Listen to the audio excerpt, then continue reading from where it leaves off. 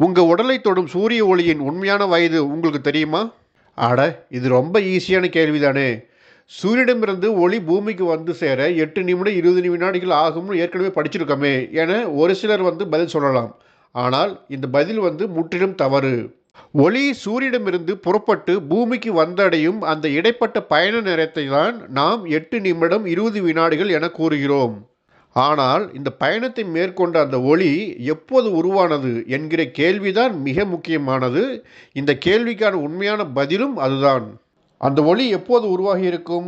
ஒரு நாள் முன்பு, ஒரு மாதம் முன்பு, அல்லது ஒரு ஆண்டு முன்பு? இல்லவே இல்லை.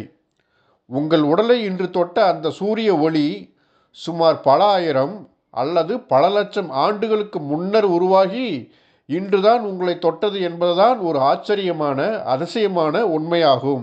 நம்ப முடியவில்லையா? வாங்க, தெளிவா ரொம்ப எளிமையா சொல்றேன். பொதுவாக நம்முடைய சூரியன் முழுவதும் 74% ஹைட்ரஜன், 24% ஹீலியம் மற்றும் 2% நைட்ரஜன், ஆக்சிஜன், கார்பன் போன்ற இதர வாயுக்களால் ஆனது. சூரியனில் உண்மையிலேயே நெருப்பு எரியவில்லை. அது பிளாஸ்மா நிரம்பிய ராட்சத பந்து ஆகும். சூரியனின் மையப்பகுதியின் வெப்பநிலை சுமார் 15 மில்லியன் டிகிரி செல்சியஸ், அதாவது 1.5 கோடி டிகிரி செல்சியஸ் ஆகும். இதன் அழுத்தம், அதாவது பிரஷர், நம்முடைய வளிமண்டலத்தின் அழுத்தத்தை விட சுமார் 250 பில்லியன் மடங்கு அதிகமாக இருக்கும். இப்படி உச்சபட்ச வெப்பம் மற்றும் அழுத்தம் காரணமாக ஹைட்ரஜன் அணுக்கள் எல்லாமே மிக பயங்கரமாக மோதிக்கொண்டு ஒன்று சேரும். இப்படி ஹைட்ரஜன் அணுக்கள் ஒன்று சேருவதன் விளைவாக ஹீலியம் உருவாகின்றன. அதாவது சூரியனுக்குள் ஒவ்வொரு வினாடியும் சுமார் 600 மில்லியன் டன்கள் எடையுள்ள ஹைட்ரஜன் அணுக்கள் ஒன்றுடன் ஒன்று மோதிக்கொண்டு இணைகின்றன. இதன் விளைவாக சுமார் 596 மில்லியன் டன்கள் எடையுள்ள ஹீலியம் உருவாகின்றன.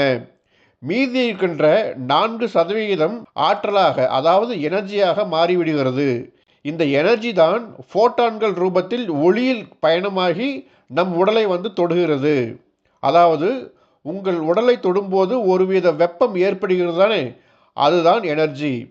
இந்த எனர்ஜி சூரியனின் மையத்தில் உருவானதும் அதை ஃபோட்டான்கள் சுமந்து கொண்டு சூரியனின் மையத்தை விட்டு சூரியனின் மேல் பரப்பிற்கு வர பயணம் மேற்கொள்ளும். சூரியனின் மையத்திலிருந்து சூரியனின் மேல் பரப்பிற்கு இடையே உள்ள தூரம் சுமார் 7 லட்சம் கிலோமீட்டர்.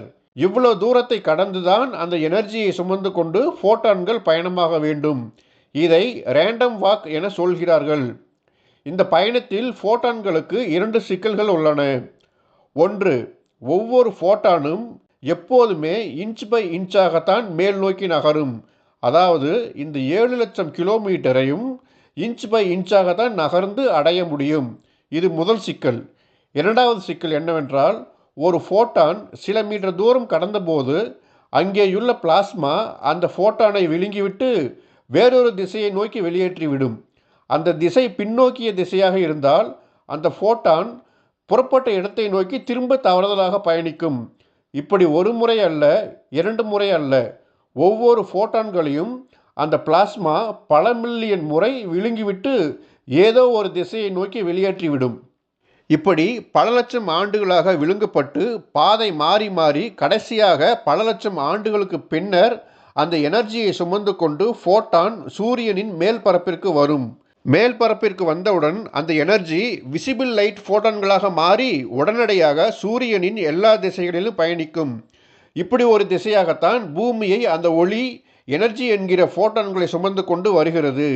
இப்படி வந்த அந்த ஒளி உங்கள் உடலை தொடுகிறது எனில் அந்த ஒளியும் நீங்கள் உணரும் அந்த எனர்ஜி, அதாவது அந்த வெப்பம் சூரியனுக்குள் பல லட்சம் ஆண்டுகளுக்கு முன்னர் உருவானது என்பதை நீங்கள் உணர வேண்டும். ஒருவேளை சூரியனின் பிளாஸ்மா அந்த ஃபோட்டான்களை விழுங்காமல் அப்படியே மேலே அனுப்பிவிட்டால் என்ன நடக்கும்? சூரியனின் மையத்தில் முதலாக உருவாகும் அந்த எனர்ஜியை காமா ரே ஃபோட்டான் என்று அழைக்கிறார்கள். ஒருவேளை இது பிளாஸ்மாவால் பல முறை விழுங்கப்படாமல் மேலே வந்து அங்கிருந்து பூமிக்கு வந்தால் இங்கே பேரழிவுகள் நிகழும். தாவரங்கள் அழியும் நிலைக்கு செல்லும். உயிரினங்கள் மீது பட்டால் அவற்றின் டிஎன்ஏ சிதைந்து மியூட்டன்களாக உருமாறும் ஆபத்து ஏற்படும். இதனால்தான் சூரியனுக்குள் அந்த ஃபோட்டான்கள் பல மில்லியன் முறை விழுங்கப்பட்டு ஆபத்து இல்லாத ஃபோட்டான்களாக பூமிக்கு வருகிறது. ஆக உங்கள் மீது ஒவ்வொரு முறையும் விழும் அந்த ஒளியானது சூரியனின் மேற்பரப்பிலிருந்து உங்களிடம் பயணமான நேரம்தான் 8 நிமிடம் 20 வினாடிகள். ஆனால் அந்த ஒளி உண்மையில் சூரியனின் மையப்பகுதியில் உருவாகத் தொடங்கி சூரியனின் மேற்பரப்பை அடைந்து இறுதியில் உங்களிடம் வந்து சேர பல லட்சம் ஆண்டுகள் ஆனது என்பதுதான் அறிவியல் பூர்வமான உண்மை. நண்பர்களே, இந்த வீடியோ உங்களுக்கு நல்லா புரிஞ்சிடுச்சுன்னா தயவுசெய்து சப்ஸ்கிரைப் ஃபாலோ பண்ணுங்கள். மீண்டும் இன்னொரு வீடியோவில் சந்திப்போம். நன்றி.